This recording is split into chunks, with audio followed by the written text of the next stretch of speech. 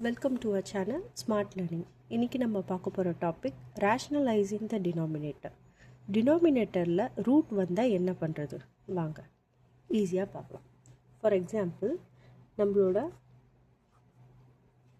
Number வந்து 1/√5 இருக்குது. டினாமினேட்டரில் ரூட் இருக்குது. ஸோ நம்ம என்ன பண்ணுவோம்னா கான்ஜுகேட் பண்ணுவோம். எதால்? √5ஆல், which is the denominator, right?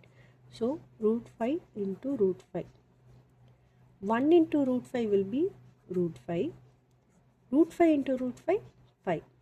இதுதான் சிம்பிளாக கான்ஜுகேட் பண்ணுறது. இப்படி தான் ஒரு நம்பரை ரேஷனலைஸ் பண்ணி நம்ம எடுத்துகிட்டு வரணும். அடுத்தது இன்னொரு எக்ஸாம்பிள் பார்ப்போம். Example 1 and example 2, which is 1/2 plus √3. இது எப்படி நம்ம கான்ஜுகேட் பண்ணுறது, இது எப்படி ரேஷனலைஸ் பண்ணுறது? ஃபார் எக்ஸாம்பிள் இங்கே பார்த்தீங்கன்னா இங்கே 2 plus √3 இருக்குது. இதை a + bயாக எடுத்துக்கிட்டால் இதோட கான்ஜுகேட் எப்படி இருக்கும்னா a - bயாக இருக்கும். அதாவது 2 - √3 டிவைடட் பை 2 - √3. இப்படி தான் நம்ம கான்ஜுகேட் பண்ணோம். ஓகே, 1 into 2 - √3 என்ன இருக்கும்?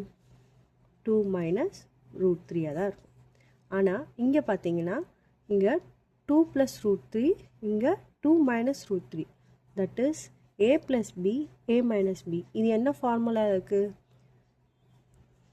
a² - b² ஃபார்முலாவில் இருக்கா? அப்போது ஏவோட வேல்யூ என்னவா எடுத்துக்கலாம்? 2. பியோட வேல்யூ என்ன எடுத்துக்கலாம்? √3. கரெக்டாக?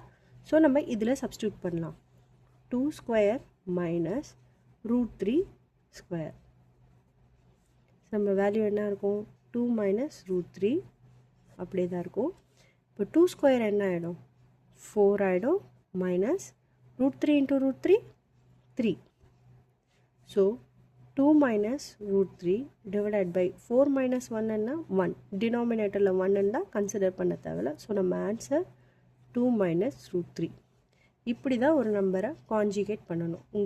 உங்களுக்கு எல்லாருக்கும் புரிஞ்சிருக்கும்னு நினைக்கிறேன்.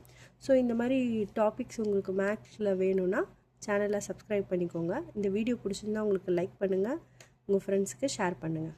தேங்க்யூ.